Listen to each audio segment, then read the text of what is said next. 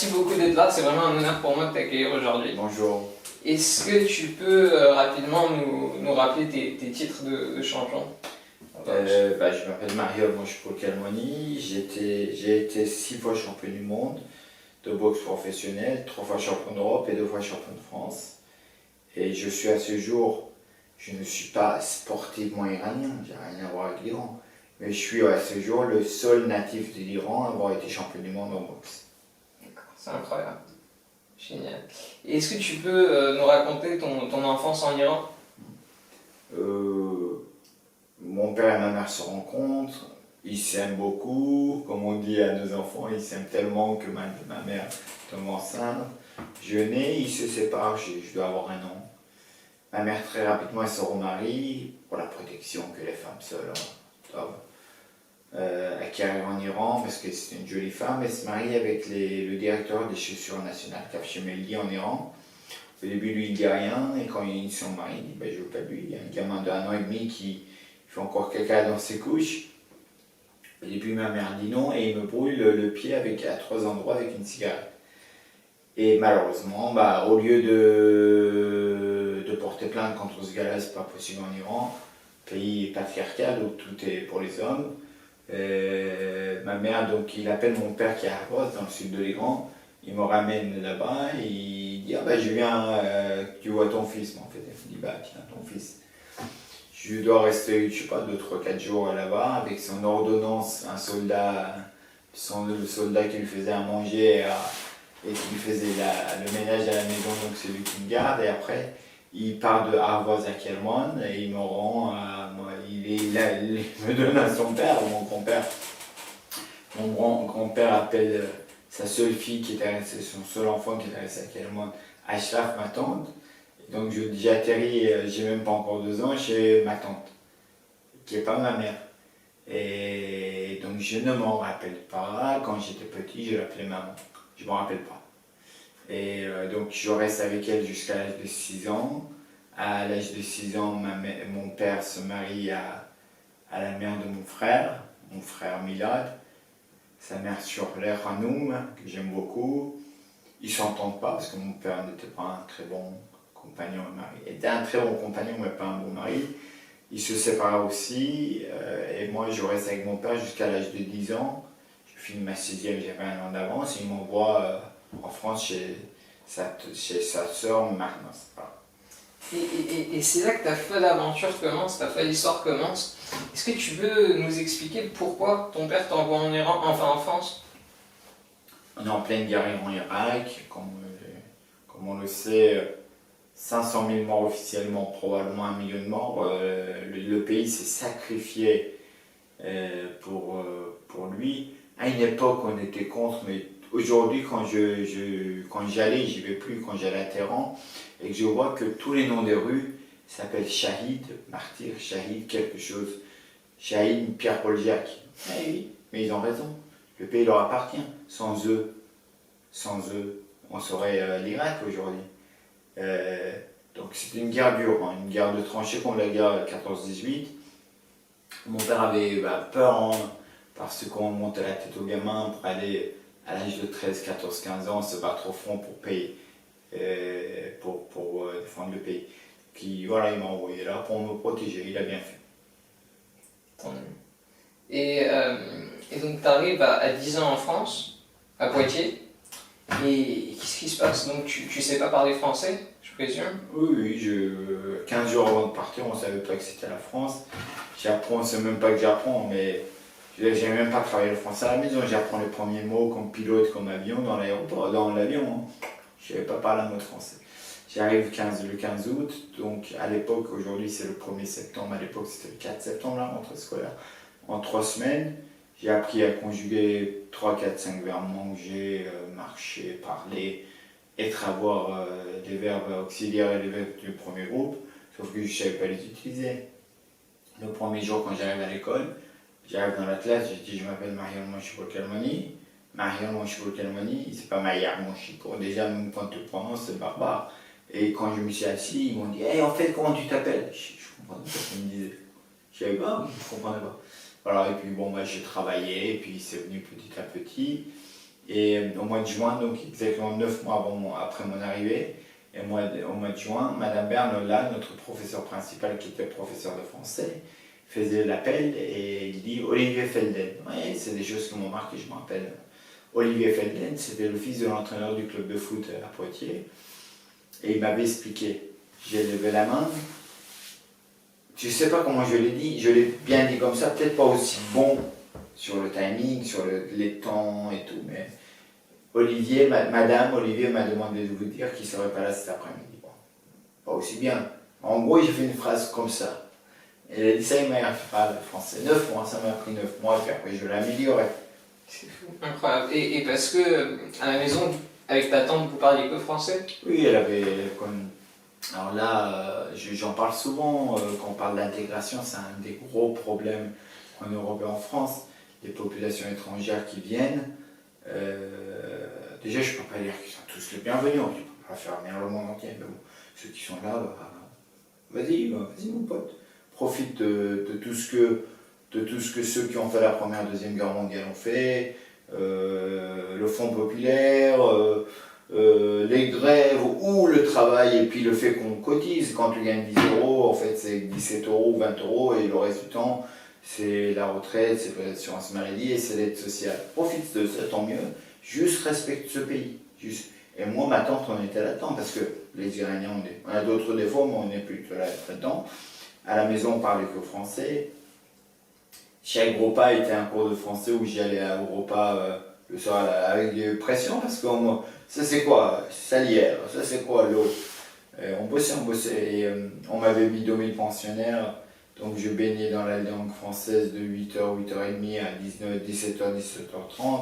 J'allais au club de basket 2 fois par semaine et le week-end. Voilà, l'idée c'était vraiment s'adapter. Et j'aime beaucoup, on parlait tout à l'heure des côtés pas bien et bien, je rejette 90% de la culture iranienne. Encore quelque chose qui est très bien, je l'aurais dit aux Français, j'ai dit un Iranien qui parle de l'Iran, on lui dit, quand tu vas quelque part, respecte leur culture, leur histoire, leur façon de vivre, ou reste en Iran. Pourquoi tu vas embêter le monde? C'est pour ça que partout où on va, a priori tout va bien.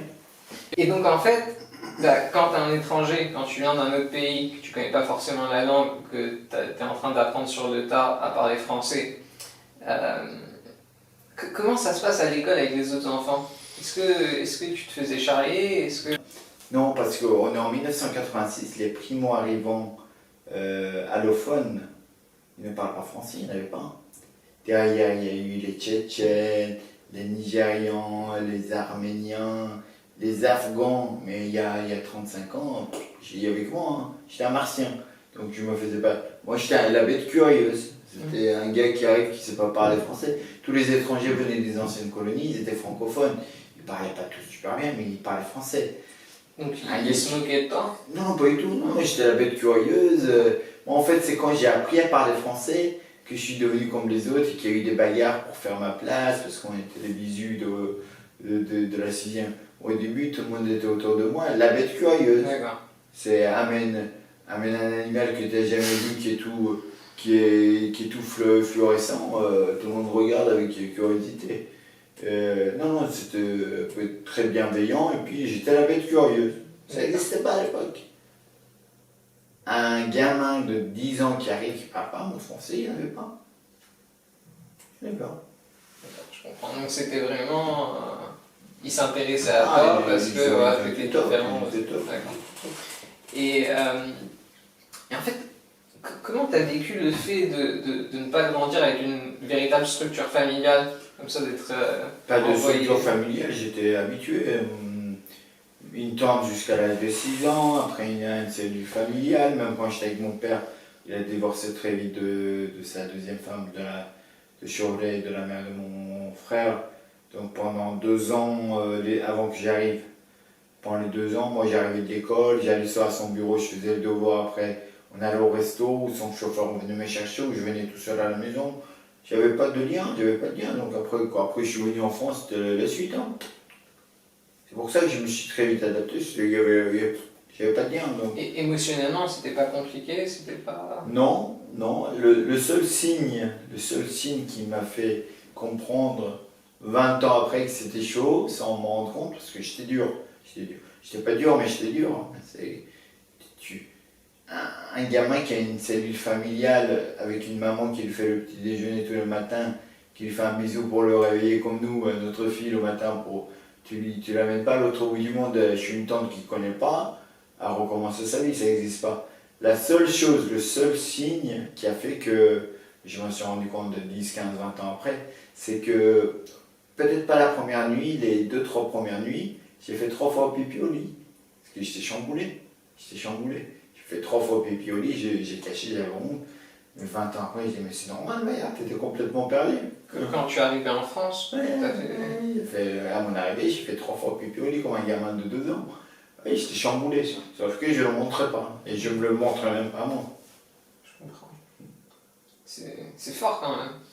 Ouais, mais c'est rien. C'est rien. Et donc, pourquoi tu as commencé la boxe? Oui, la boxe.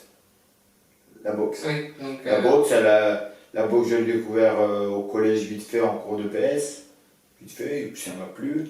Pas le droit d'en refaire. Moi, je faisais beaucoup de sport. En UNSS, pour que ça ne prenne pas le temps sur l'heure des devoirs le soir UNSS, c'est entre midi et 2 et l'après-midi le mercredi, ça prend. C'est très bien, ça ne bouffe pas de temps, le temps du soir des devoirs. Et quand je voulais faire de la boxe, la boxe, c'est un sport de voyous, pour nous les Iraniens, oh là là. Donc au début, j'en ai fait pendant 2 mois, 2 mois et demi, dans l'appartement, dans le salon de Thibaut Dudry, un prof de PS qui était à côté de nous. J'étais très loin, j'étais dans le meilleur lycée de la région, le lycée Abac, le Henri IV parisien, qui a une guerre à Poitiers. C'était loin de chez nous, je mettais 3 quarts d'heure en bus, je devais changer 2 fois de bus, et là, on avait un prof, Thibaut Dudry, qui m'a amené en 3-4 minutes en moto à la maison, il était à côté de nous.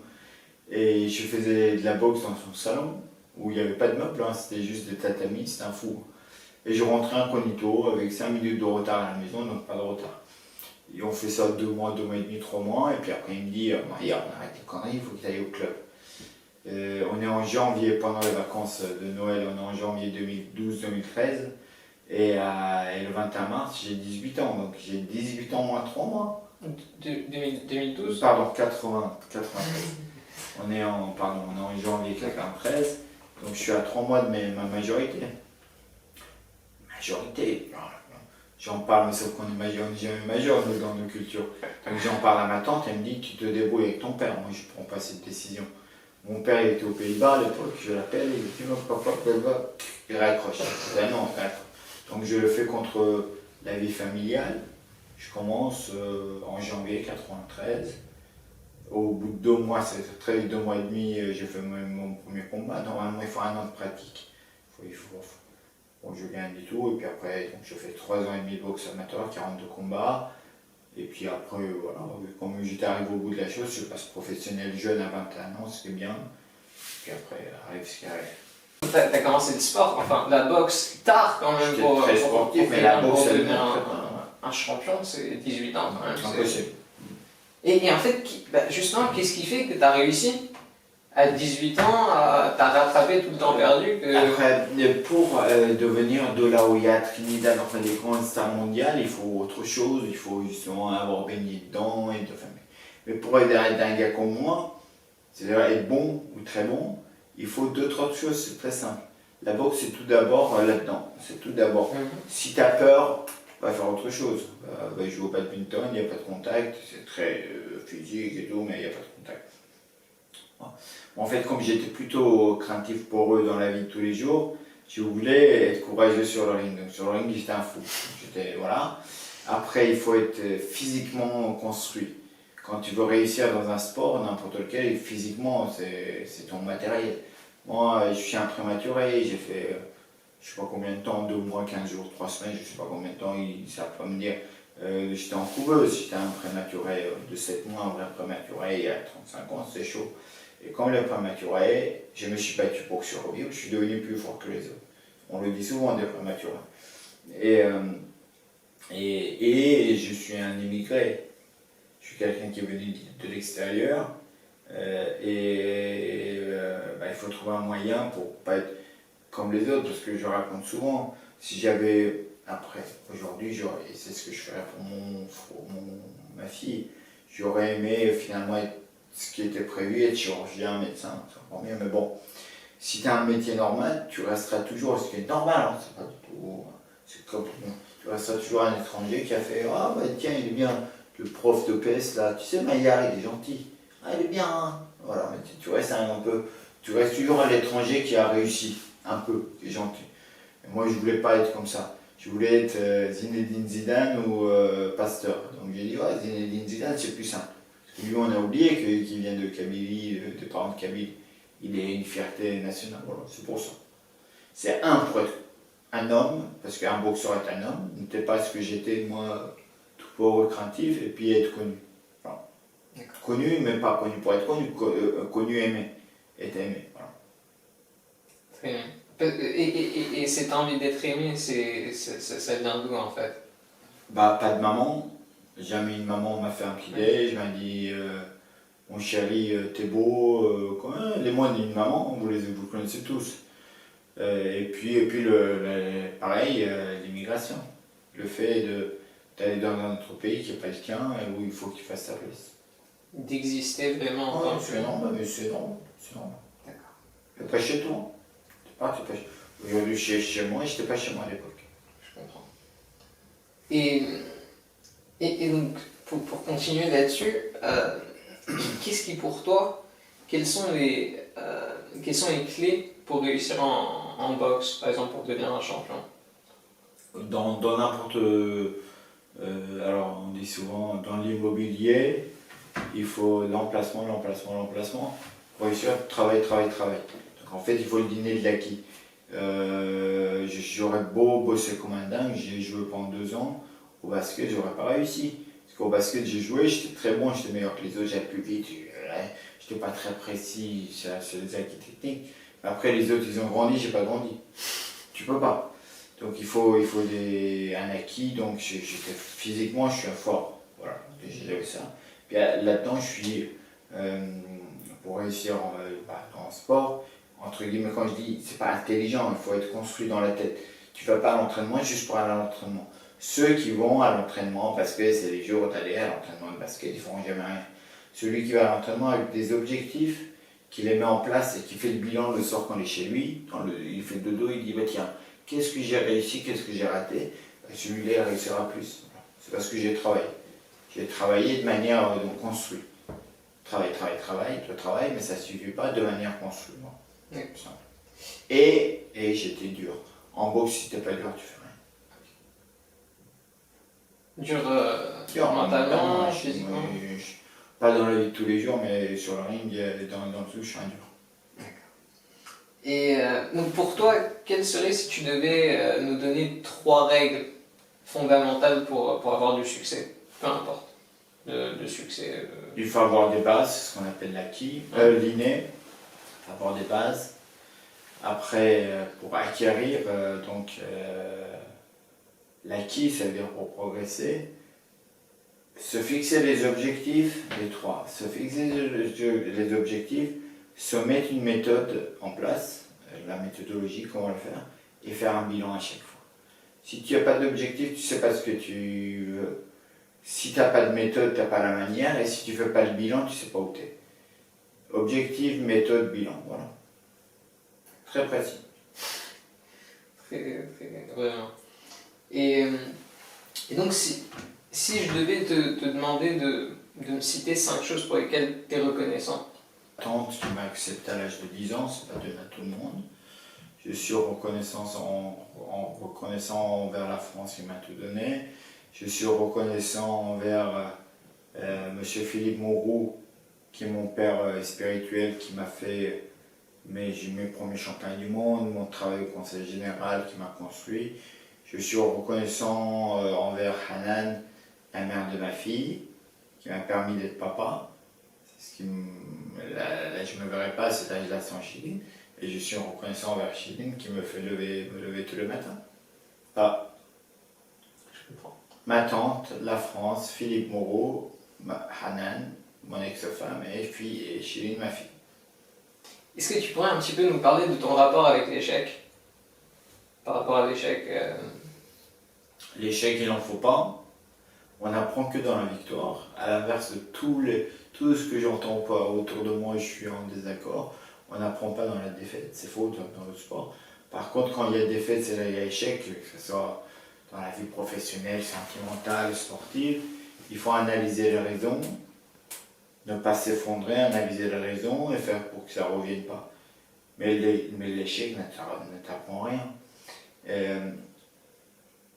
Si à chaque fois que tu as un faux, tu as une erreur, on te met une claque dans la tête. Plaf, tu progresses rien du tout.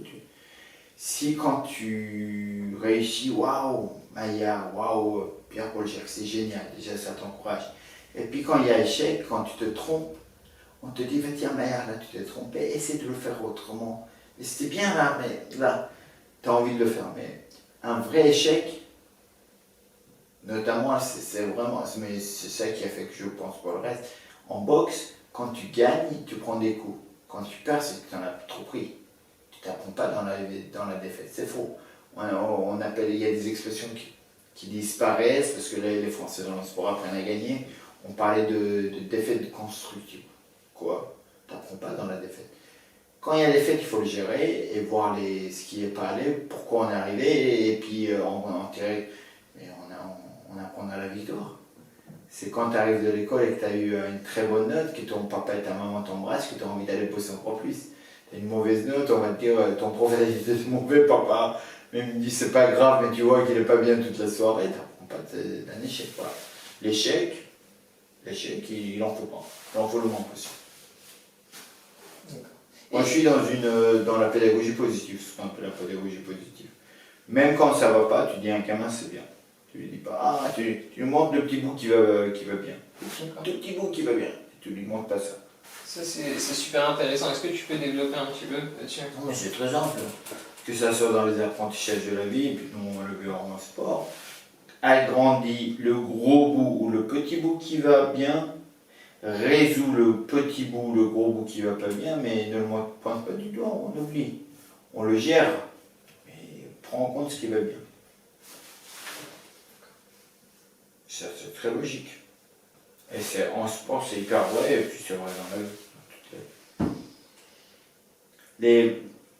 Les élèves à qui on a toujours dit de toute façon, là, il n'est pas bon, de toute façon il n'est pas bon en maths, il faut qu'il fasse de la littérature. Il ne fera jamais rien, il ne fera même pas de la littérature. Hein. De toute façon il n'est pas bon en maths. Ça n'existe pas ça. Alors comment éviter les échecs dans la vie de tous les jours? Parce que quand tu t'essayes un truc, parfois tu perds, parfois tu réussis pas forcément, tu n'atteins pas tes objectifs. Des échecs, il y en a tout le temps, il faut s'y préparer, le gérer, voir les raisons et puis ne pas les refaire. Les échecs, il faut les gérer. Il ne faut pas y penser, il faut essayer de réussir. Voilà, ça se gère un échec. Ce que je veux dire, juste quand il y a un problème, il ne faut pas juste pointer du doigt ce problème. Prends le petit bout qui va bien. Prends le petit bout qui va bien. Moi, depuis que ma fille est née, en même temps, avant ça a commencé, j'ai plein de problèmes, par exemple financiers, où ça me passe au-dessus de la tête, tout va bien. Je regarde que souvent la bouteille, le verre à moitié plein ou à un tiers plein, je ne regarde pas le reste. Positiver dans la vie. Super. Et le voyage te permet ça, quand tu vas dans les 2 tiers du monde et que tu vois que les gens ils galèrent financièrement, ils galèrent alimentairement, nous tout va bien. Nous ici, il n'y a aucun souci. Voilà. Donc relativiser par rapport aux choses que tu vois autour autour de toi. Tout va bien chez nous, tout va bien. Si tu devais donner un conseil à quelqu'un, un immigré qui débarque en France, qui ne sait pas forcément parler la langue, ou alors un petit peu, et qui ne sait pas trop ce qu'il a envie de faire de sa vie, il n'est pas forcément dans un environnement qui l'épanouit. Peut-être que comme toi, il grandit dans un HLM, dans une cité, peu importe. Qu'est-ce que tu lui dirais pour le motiver, pour le booster, pour lui donner de l'espoir? Mais quelqu'un qui vient dans notre pays, Si tu es venu là, c'est qu'il y a une raison. C'est que c'est mieux que là-bas. Hein. Ne te plains pas, prends ce qu'il y a de mieux. Ici, il y a toutes les possibilités du monde. Respecte leur culture, leur histoire, leurs coutumes. Apprends leur langue. Et le reste, et de toi, la vie t'aidera, ou Dieu t'aidera.